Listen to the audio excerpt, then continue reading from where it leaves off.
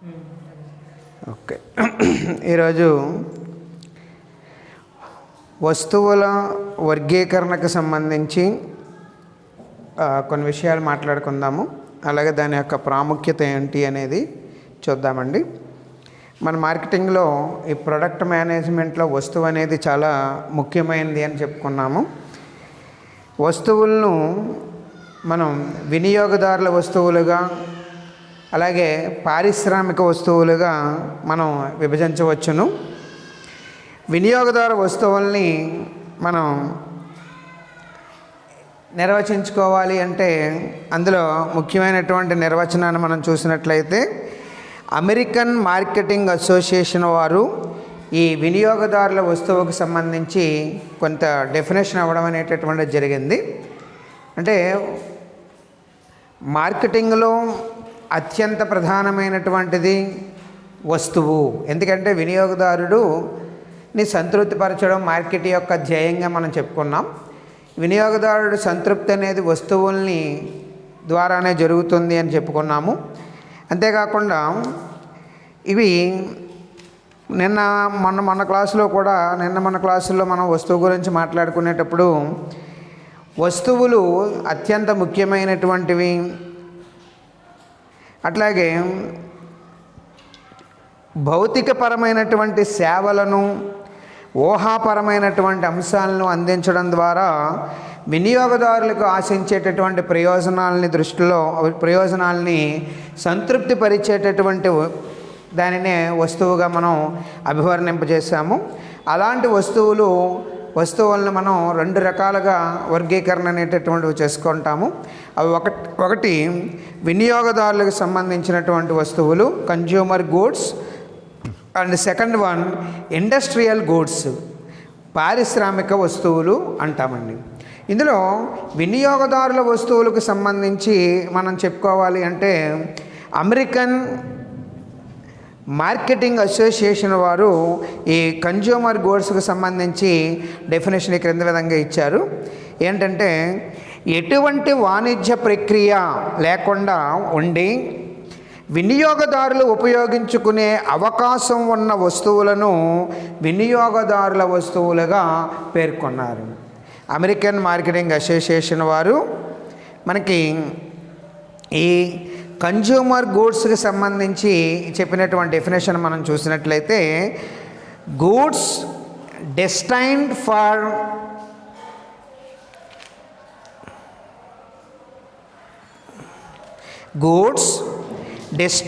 for use by ultimate consumers of households and in such form that they could be used without commercial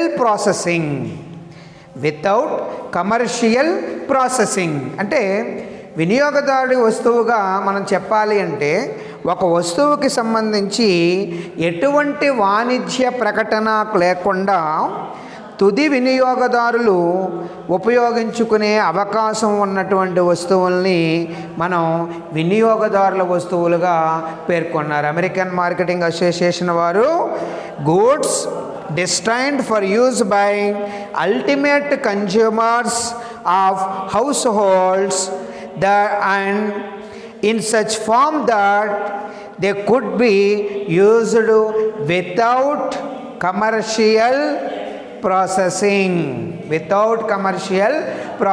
అంటే ఎటువంటి వాణిజ్య ప్రకటన లేకుండా తుది వినియోగదారుల యొక్క అవసరాలు తీర్చుకునేటటువంటి విధంగా వస్తువులను వినియోగదారులు ఉపయోగించుకునేటటువంటి వస్తువులను ఇక్కడ మనం ఈ వినియోగదారుల వస్తువులుగా పేర్కొన్నారండి. అలాగే బూజ్ మరియు కూడ్స్ ఈయన డెఫినేషన్లో వినియోగదారుల వస్తువులు అనగా తుది వినియోగదారులు ఉపయోగించుకునేవి, తిరిగి అమ్మకం లేదా ఇతర వస్తువుల్ని తయారు చేయడానికి ఉపయోగించబడనివిగా పేర్కొన్నాడు. అంటే ఇక్కడ కూంజ్ మరియు కర్జ్ అనేటటువంటి శాస్త్రవేత్తలు చెప్పినటువంటి ప్రకారం చూస్తే వినియోగదారులు తుది వినియోగం కోసం ఉపయోగించుకునేటటువంటివి మళ్ళీ తిరిగి అమ్మకము లేదా ఇతర వస్తువులుగా వాటిని ఉపయోగించబడేటటువంటి విధంగా ఉండనటువంటి వస్తువుల్ని మనం వినియోగదారుల వస్తువులుగా ఇక్కడ చెప్పుకోవడం జరిగింది. అంటే booze and curds defines consumer goods are those products destined for use by the ultimate consumer and not intended for resale or further use in producing other goods. అర్థమైందండి. అంటే ఇక్కడ అమెరికన్ మార్కెటింగ్ అసోసియేషన్ వారు చెప్పినటువంటి definition, అట్లాగే booze మరియు curds అనేటటువంటి వాళ్ళు ఇచ్చినటువంటి డెఫినేషన్స్ మనం పరిశీలన చేసినట్లయితే ఎటువంటి వాణిజ్య ప్రకటనలు లేకుండా తుది వినియోగం కోసం ఉపయోగించేటటువంటి వస్తువులు మరియు తిరిగి అమ్మకుండా లేదా ఇతర వస్తువులను ఉపయోగించకుండా ఉండేటటువంటి వస్తువులని మనం ఇక్కడ వినియోగ వస్తువులుగా పేర్కొనడం జరిగింది. అదే అలాగే వస్తువులు మనం రెండు రకాలని చెప్పాం. ఒకటి వినియోగదారుల వస్తువులు, రెండు పారిశ్రామిక వస్తువులు. ఇక్కడ పారిశ్రామిక వస్తువుల గురించి మనం డెఫినేషన్ చూసినట్లయితే అమెరికన్ మార్కెటింగ్ అసోసియేషన్ వారు ఇతర వస్తువుల్ని తయారు చేయడానికి లేదా సేవలను అందించడానికి ఉద్దేశించబడినటువంటి వస్తువులు మరియు తుది వినియోగదారునికి అమ్మడానికి అవకాశం లేని వస్తువులను పారిశ్రామిక వస్తువులుగా పేర్కొన్నారు. అమెరికన్ మార్కెటింగ్ అసోసియేషన్ వారు goods which are destined to be sold primarily for use in producing other goods for rendering services as contrasted with goods destinated to be sold primarily to the ultimate consumer.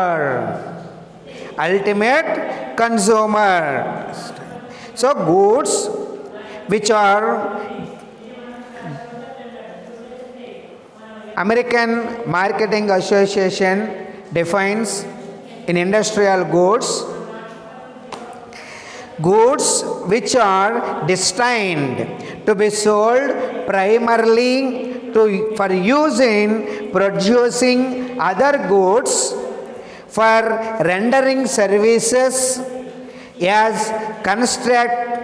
contrasted with goods destined to be sold primarily to the ultimate consumer. అంటే ఇతర వస్తువుల్ని తయారు చేయడానికి లేదా సేవలను అందించడానికి ఉద్దేశించబడిన వస్తువులు మరియు తుది వినియోగదారునికి అమ్మటానికి అవకాశం లేనటువంటి వస్తువుల్ని ఇక్కడ పారిశ్రామిక వస్తువులుగా చెప్పడం జరిగింది. అంటే పారిశ్రామిక వస్తువులు అంటే మనం ఇతర వస్తువులు తయారు చేయడానికి, ఇప్పుడు వినియోగదారు వస్తువులు మనం చూసినట్లయితే అక్కడ ఇతర వస్తువులు తయారు చేయడానికి కానీ అమ్మకానికి కానీ వీలు లేకుండా ఉండాలి, తుది వినియోగానికి ఉపయోగించేటట్టుగా ఉండాలి అని వినియోగదారుల వస్తువుల గురించి మాట్లాడితే, ఇక్కడ తుది వినియోగదారులకు సంబంధించి ఇక్కడ ఇతర వస్తువుల్ని తయారు చేయడానికి లేదా సేవలను అందించడానికి ఉద్దేశించబడినటువంటి వస్తువులు మరియు తుది వినియోగదారునికి అమ్మటానికి అవకాశం లేనటువంటి వస్తువులని పారిశ్రామిక వస్తువులుగా ఇక్కడ చెప్పడం జరిగింది. అలాగే బూజ్ మరియు కర్డ్స్ అభిప్రాయంలో industrial goods are those products used directly or indirectly in producing other goods for resale. అంటే తిరిగి అమ్మటానికి ఉద్దేశించిన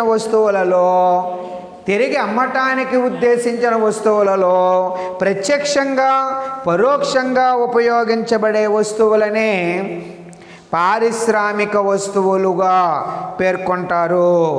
బూజ్ మరియు కర్డ్స్ అభిప్రాయంలో ఇక్కడ తిరిగి అమ్మటానికి ఉద్దేశించబడినటువంటి వస్తువులలో ప్రత్యక్షంగా లేదా పరోక్షంగా ఉపయోగించబడేటటువంటి వస్తువులనే పారిశ్రామిక వస్తువులుగా పేర్కొంటారు. కాబట్టి ఇక్కడ వస్తువుల్ని వినియోగదారుని యొక్క సంతృప్తి పరచడంలో అత్యంత ప్రధానమైనటువంటి వస్తువులు కాబట్టి అలాంటి వస్తువులని మనం ఇక్కడ 2 రకాలుగా విభజన చేసినారు.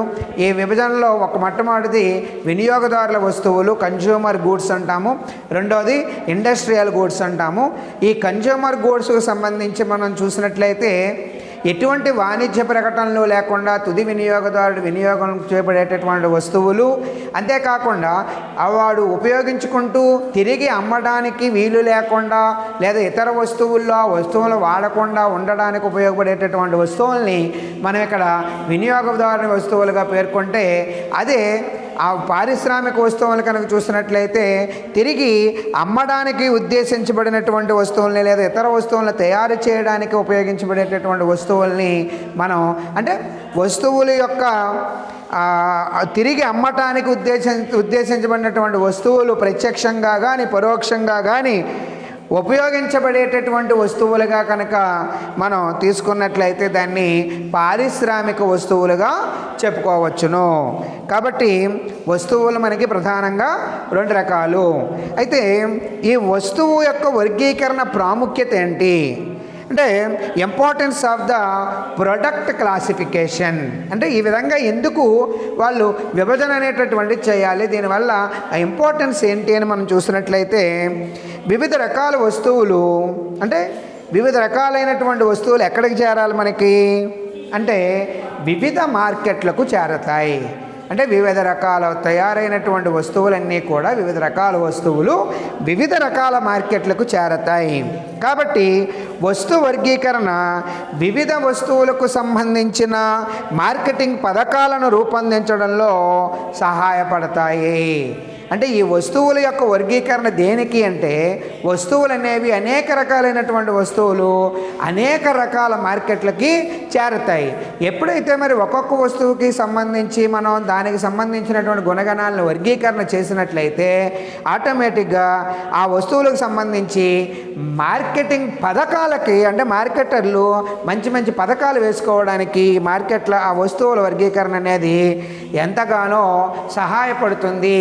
అంటే అన్ని రకాల వస్తువులు కూడా వివిధ రకాల మార్కెట్లకు చేరుతాయి కాబట్టి అక్కడ ఆ మార్కెట్లలో ఉండేటటువంటి అంటే వాడుకునేటటువంటి వినియోగదారులందరికీ ఆ వస్తువుల గురించి తెలియచేయాలి అంటే మార్కెటర్లు ఎన్నో రకాలైనటువంటి పథకాలని వ్యూహాలని రచించుకోవాలని చెప్పుకున్నాం మనం.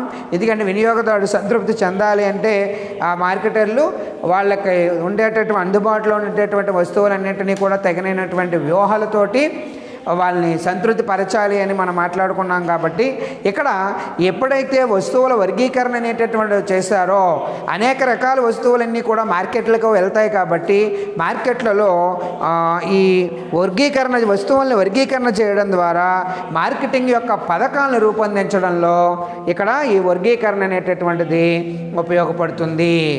అదే కాకుండా అందువలన మార్కెటింగ్ పద్ధతులు అవసరమవుతాయి. ఎప్పుడైతే మార్కెటింగ్ పథకాలను రూపొందించడానికి వస్తువుల వర్గీకరణ అవసరం అవుతుందో ఆటోమేటిక్గా ఇక్కడ different types of marketing methods అనేవి మనకి అవసరం అవుతాయి అన్నమాట సార్. అంటే hence they require different marketing methods. అర్థమైందండి. Product classification is very significant in framing the marketing programs as different products reach different markets. కాబట్టి వివిధ రకాలైనటువంటి వస్తువులు వివిధ రకాలైనటువంటి మార్కెట్లకి వెళ్తాయి. కాబట్టి అక్కడ మార్కెట్లలో ఈ వస్తువులన్నింటికీ సంబంధించి అనేకమైనటువంటి పథకాలను రూపొందించుకోవాల్సినటువంటి అవసరం ఈ వస్తువుల వర్గీకరణ ద్వారా మనకు తోడ్పాటు అందిస్తుంది. ఆటోమేటిక్గా వివిధ రకాలైనటువంటి మార్కెటింగ్ పద్ధతులు అనేకమైనటువంటి పద్ధతులు అవసరం అవుతాయి. కాబట్టి సాధారణంగా మనం చూసినట్లయితే ఈ క్రింది అంశాలు మార్కెటింగ్ యొక్క ప్రాధాన్యతని తెలియజేస్తాయి. అర్థమైందండి. Product classification is very significant in framing the marketing programmes as different products reach different markets. Hence, they require different marketing methods. The following point explain its marketing significances. అంటే ఈ క్రింది అంశాలు మార్కెటింగ్ యొక్క ప్రాధాన్యతను తెలియజేస్తాయి. ఏమిటి ఆ అంశాలను కనుక మనం చూసినట్లయితే, ఒకటి వస్తువు యొక్క ప్రణాళిక, ప్రొడక్ట్ ప్లానింగ్. అంటే ఈ ప్రొడక్ట్ ప్లానింగ్ గురించి మనం తెలుసుకోవాలి అంటే వస్తు ప్రణాళికలలో అత్యంత ముఖ్యమైనటువంటిది బ్రాండింగు, ప్యాకేజింగ్ అంశాలు ఉంటాయి. అర్థమైందండి? Product planning includes branding, packaging etcetera. పారిశ్రామిక వస్తువుల కన్నా వినియోగదారుల వస్తువును బ్రాండింగ్, ప్యాకేజ్ మరియు ఫ్యాషన్లకు అవసరమవుతాయి. ఎందుకంటే పారిశ్రామికమైనటువంటి వస్తువులు తయారు చేసేటటువంటి దానికన్నా వినియోగదారులు వాడేటటువంటి వస్తువులకి ఎక్కువగా అనేక రకాలైనటువంటి బ్రాండింగ్ కానివ్వండి, ప్యాకేజింగ్ కానివ్వండి, ఫ్యాషన్లు ఇక్కడ అవసరమవుతాయి. కాబట్టి ఇక్కడ వస్తువు అనేటటువంటిది ప్రణాళిక చాలా చాలా ఇంపార్టెంట్.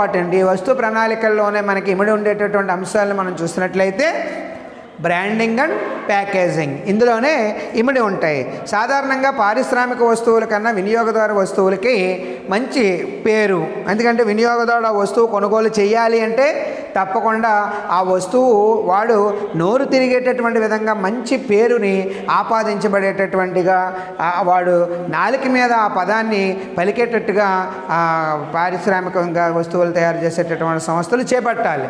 అందుకోసం అంతేకాదు ఆ వస్తువును తీసుకువెళ్ళడానికి రకరకాల డిజైన్లు చేయబడినటువంటి ప్యాకింగ్ని అక్కడ అవసరమవుతాయండి. అందుకోసం ఇవన్నీ కూడా వినియోగదారుడు ఆలోచన. అంటే ఆ వస్తువుకు పేరు ఏమంటే పలానా వస్తువు అని అడగక్కలేకుండా పలానా పేరుతోటి ఆ వస్తువుని కనుక ఉచ్చారణ చేసినట్లయితే తద్వారా ఆ వస్తువును తీసుకువెళ్ళడానికి అది అతి సులువుగా వాడు ఆ ఇంటికి తీసుకెళ్ళి ప్రయోజనం పొందడానికి రకరకాలైనటువంటి ప్యాకేజింగ్లు మరియు వాడి యొక్క ఉండేటటువంటి ఫ్యాషన్లకి అనుగుణంగా ఈ వినియోగదారు వస్తువులు మనకి ఎక్కువగా అవసరమవుతాయండి. ఎందుకంటే వాడి యొక్క డిఫరెంట్ టైపులో వాళ్ళు ఆలోచిస్తూ ఉంటాడు. కాబట్టి వినియోగదారుడు వాణ్ణి సంతృప్తిపరచడం అనేది పారిశ్రామికంగా వస్తువులను తయారు చేయడం అనేటటువంటిది ఆ పారిశ్రామిక సంస్థలు చేస్తాయి. కాబట్టి ఎప్పుడైతే వస్తువుల మార్కెటింగ్లో మనం విభజన చేస్తామో, ఇటు వినియోగదారుల వస్తువులు కానీ పారిశ్రామిక వస్తువులుగా ఎప్పుడైతే విభజన చేస్తామో ఆటోమేటిక్గా మార్కెటింగ్ పథకాలను వాళ్ళు రూపొందించుకుంటారు. దీనికోసం అనేకమైనటువంటి పద్ధతులను వాళ్ళు తయారు చేసుకోవడానికి అవకాశం ఉంటుంది. అంతేకాకుండా వస్తువుకు సంబంధించి సమర్థవంతమైనటువంటి ప్రణాళికలను ఎప్పుడైతే వాళ్ళు అమలు చేసుకున్నారో అవి వినియోగదారుడికి చేరువలోకి ఆ వస్తువులు వెళ్ళే అవకాశం పూర్తి స్థాయిలో ఉంటుంది. ఇందుకోసం రకరకాలైనటువంటి ఆ బ్రాండింగు ఆటోమేటిక్గా ప్యాకింగు, ఫ్యాషన్లు ఇందుకు మనకి అవసరాన్ని ఏర్పాటు చేస్తాయన్నమాట. అందుకోసం product planning includes branding and packing etcetera. Branding, packaging and fashion are more important in case of a consumer products or goods than in case of an industrial good. కాబట్టి ఈ ఫ్యాషన్లు కానీ, ఈ బ్రాండింగ్ కానీ, ప్యాకింగ్ కానీ పారిశ్రామిక వస్తువులతో కన్నా పోలిస్తే వినియోగదారు వస్తువుల్లో ఎక్కువగా అవసరమనేటటువంటిది ఉంటాయి. అలాగే రెండోది మనం చూసినట్లయితే ఛానల్స్ ఆఫ్ డిస్ట్రిబ్యూషన్, పంపిణీ మార్గాలు. ఎందుకంటే వస్తువుల్ని తయారు చేసేటటువంటి పారిశ్రామిక సంస్థలు ఆ వస్తువుల్ని ఏ విధంగా తుది వినియోగదారులు ఎక్కడైతే ఉంటారో అన్ని ప్రాంతాలలోకి ఆ వస్తువుల్ని పంపిణీ అనేటటువంటిది చాలా చాలా ఇంపార్టెంట్. అందుకని పంపిణీ మార్గం అనేది ఇక్కడ ప్రధానంగా మనం చెప్పుకోవడం జరుగుతుంది. కాబట్టి ఛానల్స్ ఆఫ్ డిస్ట్రిబ్యూషన్ అంటే వినియోగదారులు వస్తువులను పంపిణీ చేయవలనంటే సాపేక్షికంగా దీర్ఘ పంపిణీ మార్గాలు అవసరమవుతాయి. ఎందుకంటే ఏదో స్వల్పకాలంలో ఆ వస్తువులను అందించేసేటట్టుగా కాకుండా దీర్ఘకాలికమైనటువంటి పంపిణీ మార్గాలు అవసరమవుతాయి. ఎందుకంటే మార్కెటింగ్లో ఉండేటటువంటి వినియోగదారులు అనేక రకాలైనటువంటి ఫ్యాషన్లకి, అనేక రకాలైనటువంటి ఆదాయాలకి వాడు లోన్ అవుతూ ఉంటాడు. కాబట్టి ఆటోమేటిక్గా వాడికి కావలసినటువంటి వస్తువుల్ని మనం చేరవేయాలి అంటే మంచి దీర్ఘకాలం ఉండేటటువంటి పంపిణీ మార్గాలు అవసరమవుతాయి. అంతేకాకుండా వినియోగదారుల వస్తువులకు ఎక్కువ మంది మధ్యవర్తులు అవసరమవుతారు. ఎందుకంటే నేరుగా పారిశ్రామిక సంస్థ తయారు చేసినటువంటి వస్తువులు నేరుగా వినియోగదారుడు కొనుగోలు చేయడం అనేటటువంటి జరగదు. ఈ మధ్యలో అనేక రకాలైనటువంటి మధ్యవర్తిత్వం అనేటటువంటి చాలా ఎక్కువగా జరుగుతుంది. అందుకని మీడియేటర్స్. సో ఈ మీడియేటర్స్ అనేది చాలా ఎక్కువగా అవసరమవుతారు. పారిశ్రామిక వస్తువులకు తక్కువ పంపిణీ మార్గం సరిపోతుంది. ఎందుకంటే ఇండస్ట్రియల్స్ వాడు తయారు చేసింది మెయిన్గా ఆ డిస్ట్రిబ్యూటర్కి ఇస్తే సరిపోతుందండి. అర్థమవుతుందా? మ్యానుఫ్యాక్చరర్ ఆ డిస్ట్రిబ్యూటర్కి ఇస్తే సరిపోతుంది. కానీ ఇక్కడ వినియోగదారు వస్తువులు మనం చూడాలంటే అక్కడ డైరెక్ట్గా ఇండస్ట్రియల్ దగ్గర నుంచి మ్యానుఫ్యాక్చరర్స్ దగ్గర నుంచి డిస్ట్రిబ్యూటర్స్ దగ్గర నుంచి హోల్సేలర్కి, తర్వాత రీసెల్లర్కి, తర్వాత మనకి ఈ కన్జ్యూమర్కి అనేటటువంటి చేరడము, అనేక రకాలైనటువంటి మధ్యవర్తిత్వం అనేటటువంటిది ఎక్కువగా జరుగుతుంది. కాబట్టి ఈ ఛానల్స్ ఆఫ్ డిస్ట్రిబ్యూషన్ కూడా చాలా చాలా ఇంపార్టెంట్. అంటే ఏ producer has to employ a relatively long channel for consumer products. A long channels of consumer products. The number of middlemen involved in is more for consumer goods. చెప్పాము మనం, అనేక మంది ఈ middle man's మధ్యవర్తులు ఇక్కడ అవసరమవుతూ ఉంటారు. Normally A short channel is used for the distribution of industrial product. పారిశ్రామిక వస్తువులకి తక్కువ పంపిణీ మార్గం అంటే సరిపోతుంది. కానీ వినియోగదారుల వస్తువులకి మాత్రం దీర్ఘకాలం ఉండేటటువంటి పంపిణీ మార్గాలు అవసరమవుతాయి. ఎందుకంటే అది ఆ వస్తువుని వాడుకునేటటువంటి వినియోగదారుడు అనేక మారుమూల ప్రాంతాల్లో కూడా వాడు ఉండడం అనేటటువంటి జరుగుతుంది. కాబట్టి ఆ వస్తువు వాడు చేరువ వరకు వెళ్ళాలి అంటే అది అంత సులువైనటువంటి పద్ధతి కాదు. సింపుల్గా ఆ డిస్ట్రిబ్యూషన్ చేస్తే సరిపోదు. కాబట్టి అనేక మంది ఆ మధ్యవర్తులు అనేటటువంటిది దీనికి తోడ్పాటు అందించవలసి ఉంటుంది. అంతేకాకుండా దీర్ఘకాలం ఉండేటటువంటి పంపిణీ మార్గాలు దీనికి అవసరమవుతాయి. అంతేకాకుండా నెక్స్ట్ మనం చూసినట్లయితే వ్యాపార ప్రకటనలు. So advertising. పారిశ్రామిక వస్తువులు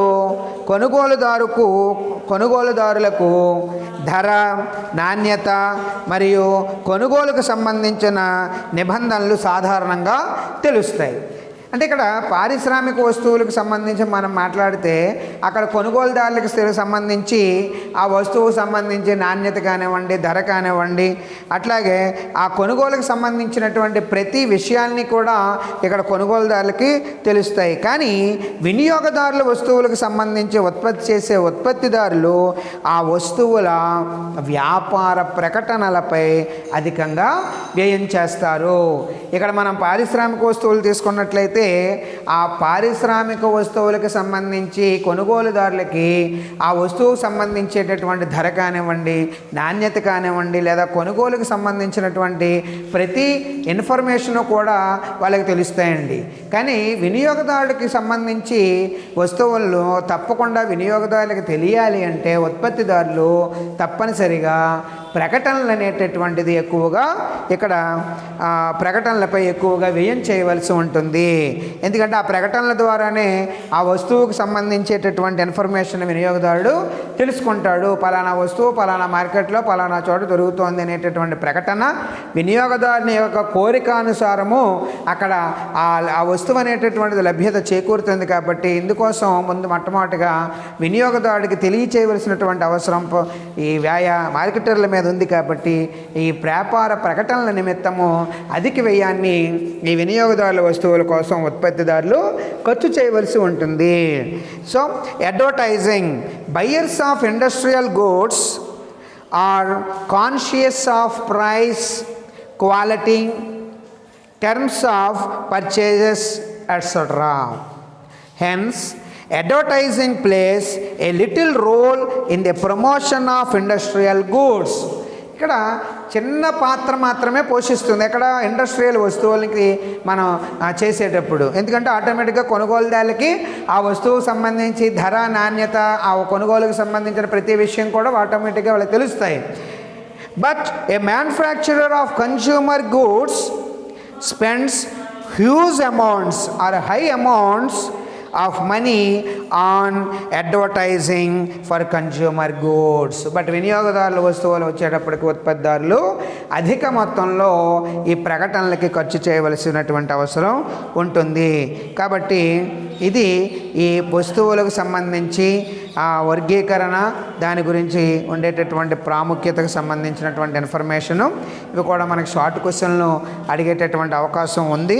అట్లాగే ఇక్కడ మనం వినియోగదారులకు సంబంధించినటువంటి వస్తువులని ఏ విధంగా ఇక్కడ మనం వర్గీకరణ చేస్తారు అంటే how do you classify consumer goods, చాలా చాలా ఇంపార్టెంట్. ఇక్కడ మనం ఇందాక మాట్లాడాం వస్తువులు రెండు రకాలు, ఒకటి వినియోగదారుల వస్తువులు, రెండు మన పారిశ్రామిక వస్తువులు అన్నాము.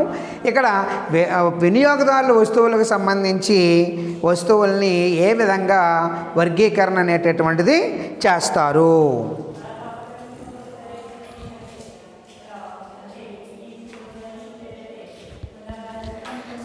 సో వినియోగదారుల వస్తువులకు సంబంధించి వర్గీకరణ మనం చేయాలి అంటే ఈ వినియోగదారుల వస్తువులకు సంబంధించి వర్గీకరణ చేయడానికి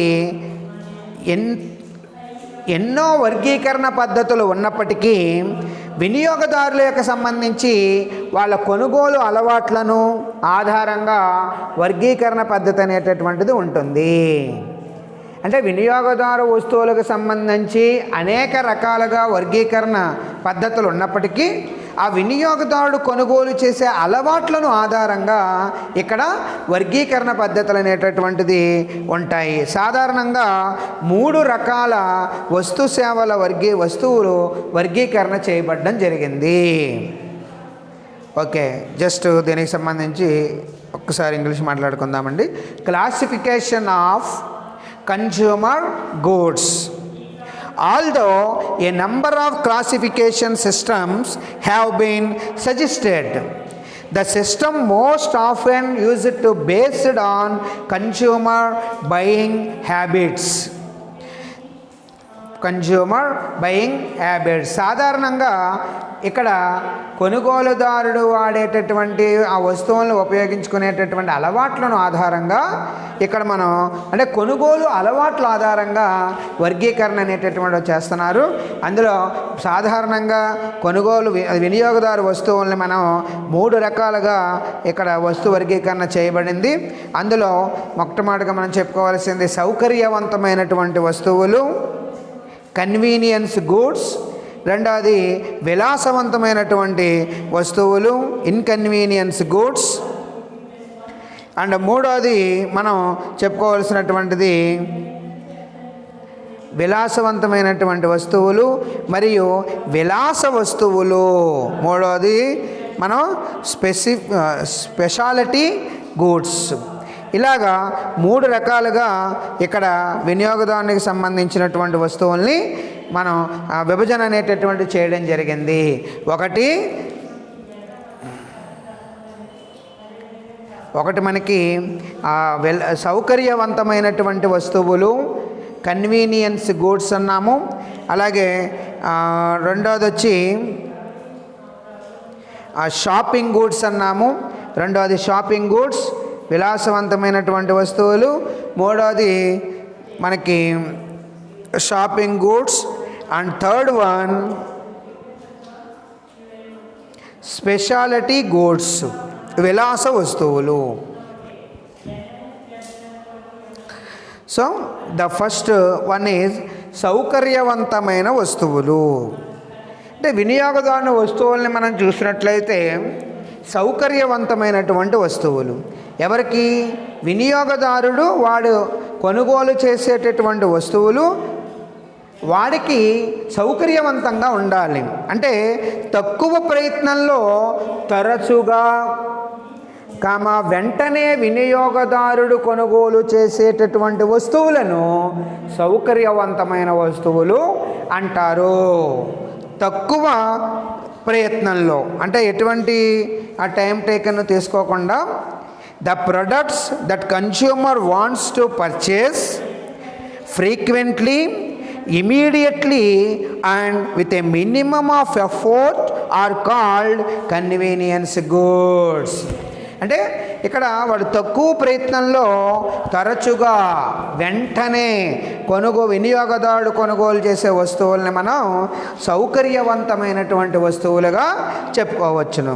అంటే వీటిలో బ్రాండ్ వస్తువులు మరియు తక్కువ ధరకు లభించే వస్తువులు ఉంటాయి. అంటే ఇక్కడ ఏంటంటే మనం తక్కువ టైంలోనే సెలెక్ట్ చేసేసేటటువంటి వస్తువులు కదా, ఇవేవో పెద్దగా ఇంపార్టెంట్ లేనటువంటివి లేదా కన్జ్యూమర్కి తెలియకుండా కొనేసేస్తాడా అనేటువంటి భావనలు ఏమీ అవసరం లేదండి. ఈ సౌకర్యవంతమైనటువంటి వస్తువుల్లో మంచి బ్రాండ్ వస్తువులు ఉంటాయి మరియు తక్కువ ధరకు లభించేటటువంటి వస్తువులు కూడా ఈ సౌకర్యవంతమైనటువంటి వస్తువుల్లో ఉంటాయి. సాధారణంగా ఎక్కువ సందర్భాల్లో కొనుగోలుదారుడు ముందుగానే నిర్ణయాలను తీసుకొని ఉంటాడు. ఎందుకంటే వీడు ఇమీడియట్గా తక్కువ టైంలో తక్కువ ప్రయత్నంలోనే వస్తువుల్ని కొనుగోలు చేసేయాలి కాబట్టి అది ముందుగానే ఆ వస్తువుకు సంబంధించి సాధారణంగా వినియోగదారుడు ఆ వస్తువుకు సంబంధించేటటువంటి ఆలోచన ముందుగానే నిర్ణయం తీసుకుని ఉంటాడు. క్షణం మాత్రంలోనే ఈ వస్తువులను కొనుగోలు చేస్తారు కాబట్టి వీటిని ప్రేరణ వస్తువులు అని కూడా అంటారు. అంటే సాధారణంగా ఇమీడియట్గా క్షణం టైంలోనే కొనుగోలు చేస్తాడు కాబట్టి ఇది ఎలాగంటే ఆటోమేటిక్గా మోటివేషనల్ గూడ్స్ కింద మనం చెప్పవచ్చు. అంటే ఎట్లాగా ఉదాహరణకు మనం చూసినట్లయితే ఆ కన్వీనియన్స్ గూడ్స్ అనేటటువంటిది చెప్పుకోవాలి అంటే ఇందాక మనం చెప్పాను, the product that consumer wants to purchase frequently, immediately and with a minimum of effort are called convenience goods. They are usually branded and are low priced. వాడు ఎక్కువ బ్రాండ్ ఉండేటటువంటి వస్తువులు అలాగే తక్కువ ధరకి ఉండేటటువంటి వస్తువులు ఈ తక్కువ ప్రయత్నంలోనే వాడు ఈ సౌకర్యవంతమైనటువంటి వస్తువుల్లో మనకి లభిస్తాయి. అంతేకాకుండా this was first proposed by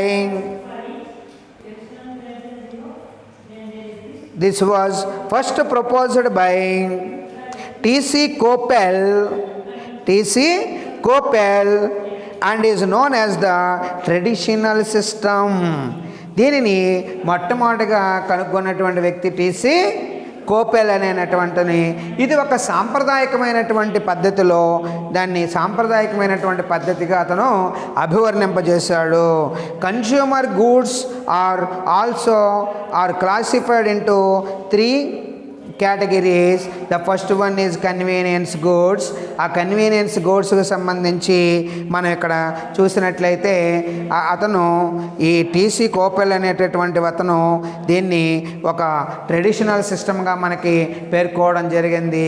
అందులో మొట్టమొదటిది సౌకర్యవంతమైనటువంటి వస్తువులు కన్వీనియన్స్ గూడ్స్ అన్నాం.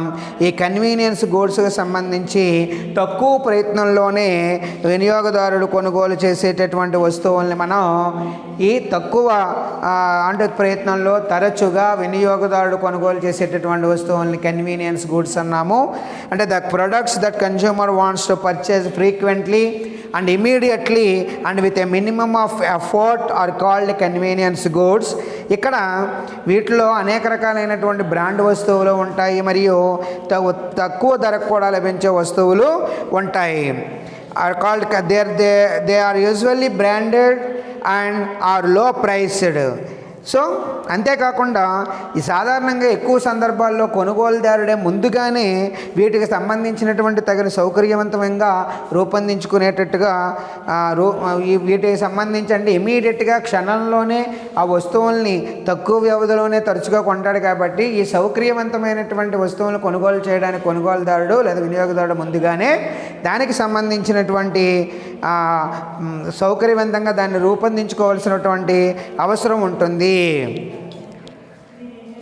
So in most cases the buyer has already made a decision as to a particular brand and spends little time in conscious deliberation in making a purchase decision. అంతేకాకుండా ఈ క్షణం మాత్రంలోనే ఈ వస్తువులను కొనుగోలు చేస్తారు కాబట్టి వీటిని ప్రేరణ వస్తువులు అని కూడా అంటారు. So they are often purchased on the spur of the moment and such instances are referred to as goods, impulse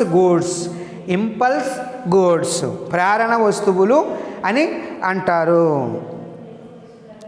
so దీంట్లో మార్కెటింగ్ కార్యక్రమాలను మనం చూసినట్లయితే వినియోగదారులు ఈ వస్తువులపై ఎక్కువ ఖర్చులు పెట్టడానికి ఇష్టపడరు. మార్కెటింగ్ కన్సిడరేషన్స్ కనుక మనం చూసినట్లయితే మార్కెటింగ్లో ఈ వస్తువులకు సంబంధించి ఏ విధంగా ఉంటుంది అని మనం చూసినట్లయితే వీళ్ళు తక్కువ ప్రయత్నంలోనే తరచుగా కొంటారు కాబట్టి వీటిని ఈ వస్తువులపై ఎక్కువగా ఖర్చు పెట్టడానికి consumers they are not interested since the consumer is not willing to expend much effort in purchasing them. The manufacturer must strive to make them as convenient as possible. అంటే వినియోగదారులు ఈ వస్తువులపై ఎక్కువ ఖర్చులు పెట్టడానికి ఇష్టపడరు కాబట్టి ఎక్కువ ప్రయత్నం కూడా చెయ్యరు. ఉత్పత్తిదారులు వినియోగదారులను వీటికి తగిన సౌకర్యవంతంగా రూపొందించవలసినటువంటి అవసరం ఉంటుంది.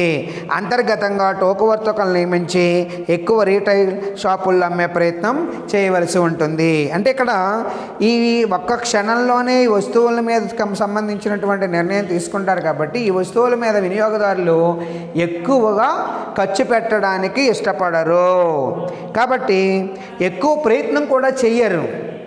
అందుకోసం ఉత్పత్తిదారులు ఇలాంటి రకాలైనటువంటి వస్తువుల్ని తయారు చేసేటప్పుడు వినియోగదారులకు అందించేటప్పుడు వాళ్ళు సాధారణంగా అనేక రకాలైనటువంటి సౌకర్యవంతంగా ఉండేటటువంటి మార్కెటింగ్ని రూపొందించుకోవాల్సినటువంటి అవసరం ఉంటుంది. అంతేకాకుండా టోకు వర్తకులను అనేక మందిని అంతర్గతంగా టోకు వర్తకులను నియమించుకుని వాళ్ళు ఎక్కువ రీటైల్ షాపుల్లో ఆ వస్తువుల్ని అమ్మేటటువంటి ప్రయత్నం చేయవలసినటువంటి అవసరం ఉంటుంది. He can employ wholesalers in order to distribute them internally and make them available in as many retail outlets as possible.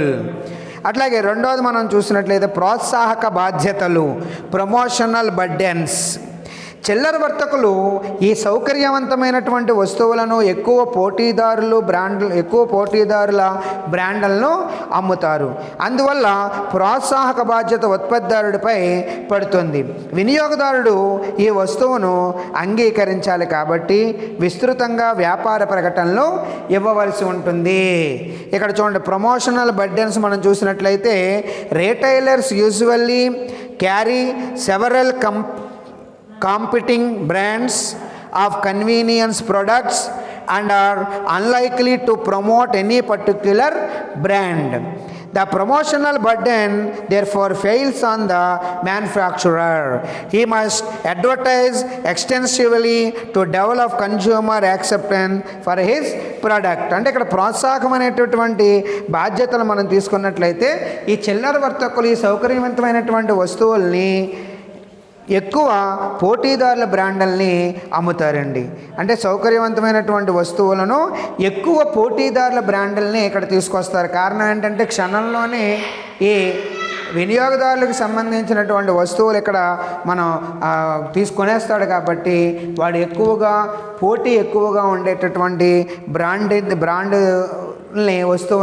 వస్తువుల్ని వీడు కొనుగోలు చేస్తాడు కాబట్టి చిల్లర వర్తకులు ఎక్కువగా పోటీదారుల బ్రాండ్లను అమ్ముతారు.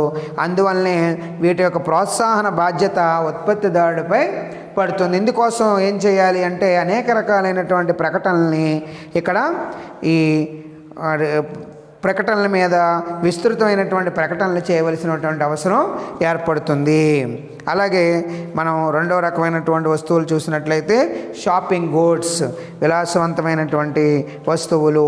సౌకర్యవంతమైనటువంటి వస్తువులతో పోల్చుకుంటే ఈ రకమైనటువంటి వస్తువులను వినియోగదారుడు కొనేటప్పుడు వాటి యొక్క ధరలు, నాణ్యత మరియు రంగులను పోల్చి కొనుగోలు చేస్తాడు. అంటే ప్రోత్సాహకమైన సౌకర్యవంతమైనటువంటి వస్తువులతో పోలిస్తే ఈ రకమైనటువంటి వస్తువులను కొనేటప్పుడు వినియోగదారుడు తప్పకుండా వాటికి సంబంధించినటువంటి ధర కానివ్వండి, శైలి కానివ్వండి, అలాగే రంగు కానివ్వండి, ఇవన్నీ కూడా ఆలోచన చేసుకుని ఆ వస్తువులను కొనుగోలు చేయడం అనేటటువంటిది జరుగుతుంది. In contrast with convenience goods, shopping goods are purchased only after the consumer had made comparisons of competing goods on such cases as prices, quality, style and colors in competing stores. కాబట్టి వీటికి సంబంధించి మనం కొన్ని లక్షణాలను కనుక చూసినట్లయితే విలాసవంతమైనటువంటి వస్తువులకు సంబంధించి కొన్ని లక్షణాలు మనం చూసినట్లయితే వీటి యొక్క యూనిట్ విలువ ఎక్కువగా ఉంటుంది. అంటే ద క్యారెక్టరిస్టిక్స్ కనుక మనం చూసినట్లయితే they are larger in unit value. అలాగే సౌకర్యవంతమైనటువంటి వస్తువుల కన్నా వీటిని తక్కువగా కొంటారు. They are purchased less frequently than convenience goods. అలాగే వీటి తయారీ వ్యయం కూడా ఎక్కువగా ఉంటుంది. They are typically made expensive. అలాగే బ్రాండ్లు తక్కువ ప్రాముఖ్యం కలిగి ఉంటాయి. Brands are often less important. కాబట్టి ఈ విలాసవంతమైనటువంటి వస్తువులకు సంబంధించి ఇన్ఫర్మేషన్ ఇది. ఇందులో మనం మార్కెటింగ్ కారకాలు కనుక చూసినట్లయితే, మార్కెటింగ్ కన్సిడరేషన్ చూసినట్లయితే వినియోగదారుడు ఎన్నో షాపుల వద్దకు వెళ్ళడానికి ఇష్టపడతాడు. అదేవిధంగా కాన్స్టెంట్గా ఒక షాపుని ఎన్నుకోకుండా అనేక రకాలైనటువంటి షాపుల్ని చుట్టూ తిరుగుతూ వాడికి కావాల్సినటువంటి విలాసవంతమైనటువంటి, అంటే ఇందులో చెప్పాను కదండి, ధర అలాగే రంగు, వాడి యొక్క శైలి, ఇవన్నీ కూడా ఈ వస్తువులు ప్రభావితం చేస్తాయి. కాబట్టి ఇక్కడ వినియోగదారుడు ఎన్నో రకాలైనటువంటి షాపుల చుట్టూ తిరగడానికి ఇష్టపడతాడు. కాబట్టి ఉత్పత్తిదారులు ఈ వస్తువుల పంపిణీ కొద్ది షాపులకు మాత్రమే ఎంపిక చేస్తారు. కాబట్టి అనేక రకాల షాపులు తిరుగుతాడు. కాబట్టి ఉత్పత్తిదారుడు ఈ వస్తువులకు సంబంధించి కొన్ని రకాల షాపులు మాత్రమే వాడు ఎంపిక చేసుకోవడం అనేటటువంటిది జరుగుతుంది. Selective distribution since the consumer in willing to go around the shops, the producer can select few outlets for the distribution of shopping goods. ఇక ఆ ప్రోత్సాహక పద్ధతి మనం చూసినట్లయితే చిల్లర అమ్మకందారులు కూడా వ్యాపార ప్రకటన, ప్రదర్శన మరియు అమ్మక వ్యయాలు కొంత భాగాన్ని భరించడానికి సిద్ధపడతారు. అక్కడ కేవలము ప్రొడ్యూసర్స్, మ్యానుఫ్యాక్చరర్సే కాకుండా ఇక్కడ చిల్లర వర్తకుల్లో కూడా ఇక్కడ ప్రకటనలు చేయడానికి, అలాగే ఆ వస్తువుకు సంబంధించి అమ్మకానికి సంబంధించి వివిధ రకాలైనటువంటి పబ్లిసిటీ ఇవ్వడానికి కొంచెం వ్యయం కూడా చేయడానికి వాళ్ళు ఇష్టపడతారనమాట. అంటే ఇక్కడ ప్రమోషన్ మనం చూసినట్లయితే retailers are also prepare to go to assume a good part of the advertising, display and selling costs. So ఇవి విలాసవంతమైనటువంటి వస్తువులకు సంబంధించిన ఇన్ఫర్మేషను. అట్లాగే మూడో రకం మనకి ప్రత్యేక వస్తువులు, స్పెషాలిటీ గూడ్స్ అంటాం. ఇవి కొన్ని ప్రత్యేక లక్షణాలు కలిగి ఉండి లేదా బ్రాండ్ గుర్తింపుల్లో ప్రముఖమైనటువంటి వినియోగదారుల గ్రూపు ప్రత్యేకంగా కొనుగోలు ప్రయత్నాలు చేయడానికి ఇష్టపడే వస్తువులను ప్రత్యేక వస్తువులుగా మనం పేర్కొంటాము. అంటే ఏంటంటే ఇక్కడ బ్రాండ్ని గుర్తించడంలో కానీ ప్రముఖమైనటువంటి వినియోగదారుల గ్రూపులు ప్రత్యేకంగా కొనుగోలు ప్రయత్నాలు చేయడం, వాళ్ళకంటే ఇంకా ఆ బ్రాండ్గా ఇంకా కొన్ని బ్రాండ్ ఈ రకమైనటువంటి వస్తువులకి కొన్ని ప్రత్యేకమైనటువంటి లక్షణాలు కలిగి ఉంటాయి. సాధారణంగా వీటికి వినియోగదారుని వీళ్ళు కొనుగోలు చేయడానికి, అంటే ఆ లక్షణాలు వాటికి ఉండడం వల్ల వినియోగదారులు ఆ వస్తువులను కొనుగోలు చేయడానికి సుముఖత అనేటటువంటిది తెలియజేస్తారు. సాధారణంగా లక్షణాలు మనం చూసినట్లయితే, అంటే ఈ స్పెషాలిటీ గూడ్స్ గురించి మనం చూడాలి అంటే, speciality goods are defined as those with unique characteristics and are brand identification for which a significant group of buyers are habitually willing to make a special purchasing effort. They possess unique characteristics that cause the buyer to try that particular brand. The important characteristics మనం చూసినట్లయితే, వస్తువును కొనుగోలు చేసే ముందు వినియోగదారుడికి పూర్తి సమాచారం ఉంది. The buyer processes complete information about the product prior to the shopping trip. And second characteristics, వేరే ప్రత్యామ్నాయ వస్తువులకు ఇష్టపడరు, ఆశించిన వస్తువుల్ని కొనుగోలు చేయడానికి సుముఖత చూపుతారు. సాధారణంగా ఇవి అధిక ధర మరియు అధిక బ్రాండ్ను కలిగి ఉంటాయి. He does not accept substitution and spends the shopping time to procure the desired product. కాబట్టి ఈ ప్రత్యేకమైనటువంటి వస్తువుల్ని యొక్క లక్షణాలని మనం విధంగా చెప్పుకోవచ్చు. అలాగే ఇక్కడ ఎక్స్క్లూజివ్ డిస్ట్రిబ్యూషన్, ఒక మార్కెట్లో సాధారణంగా ఒకే దుకాణం ద్వారా విక్రయించబడతాయి. ఉత్పత్తిదారులు ఎంపిక చేసినటువంటి చిల్లర వర్తకులతో ప్రత్యక్షంగా సంబంధాలను కలిగి ఉంటాడు. ఎందుకంటే ఇవి ప్రత్యేకమైనటువంటి లక్షణాలు కలిగినటువంటి వస్తువులు కాబట్టి అవి అన్ని వినియోగదారులకి అన్ని చిల్లర వర్తకులకి ఇవ్వకుండా ప్రత్యేకించి కొంతమంది చిల్లర వర్తకులకు మాత్రమే ఈ వస్తువులు పంపించడం అనేటటువంటి ఉత్పత్తిదారులు చేస్తారంటే ఎంపిక చేసుకుని వాటికి ఇవ్వడం జరుగుతుంది. కాబట్టి వాళ్ళు ఉత్పత్తిదారులు ఎంపిక చేసి చిల్లర వర్తకులతో ప్రత్యక్షంగా సంబంధాలని ఇక్కడ కలిగి ఉంటారు. అంతేకాకుండా బ్రాండ్లు మరియు చిల్లర వర్తకులు ముఖ్యం కాబట్టి విస్తృతమైనటువంటి వ్యాపార ప్రకటనలు ఇవ్వడం జరుగుతుంది. ఉత్పత్తిదారుల ప్రకటనలలో చిల్లర వర్తకుల పేర్లు కూడా చేర్చబడతాయి. ఇక్కడ ఈ ప్రత్యేకమైనటువంటి లక్షణాలు కలిగినటువంటి వస్తువుల విషయానికి వచ్చేటప్పటికి తప్పనిసరిగా వినియోగదారుడికి దృష్టికి ఆ వస్తువులు చేరవేయాలి. అందుకోసం మనకు ప్రకటనలు అనేటటువంటిది ఉపయోగపడతాయని చెప్పాము. అయితే ఉత్పత్తిదారుడు తయారు చేసినటువంటి వస్తువులకు ఉత్పత్తిదారునికి సంబంధించిన ఇన్ఫర్మేషన్తో పాటు అది ఆ బ్రాండు లేకపోతే ఆ వస్తువు ఉండేట ఆ ప్రత్యేక లక్షణాలు కలిగినటువంటి వస్తువు ఎక్కడ లభ్యమవుతోంది, ఏ చిల్లర వ్యాపారస్తుల దగ్గర ఉంది అనేటటువంటి అంటే చిల్లర వర్తకులకు సంబంధించినటువంటి ఆ వివరం కూడా ఆ ప్రకటనలో చేర్చడం జరుగుతుంది. Usually only one outlet is used in a given area or market. Manufacturer deals directly with his chosen retailers. Both brands and retailers are important as they carry on extensive advertising.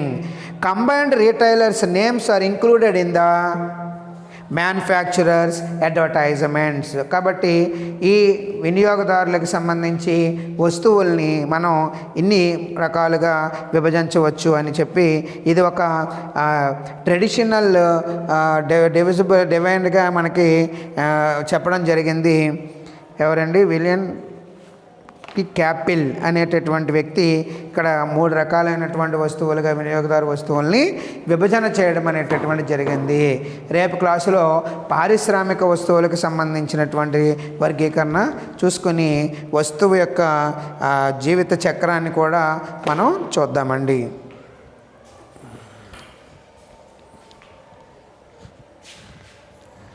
Okay, thank you very much.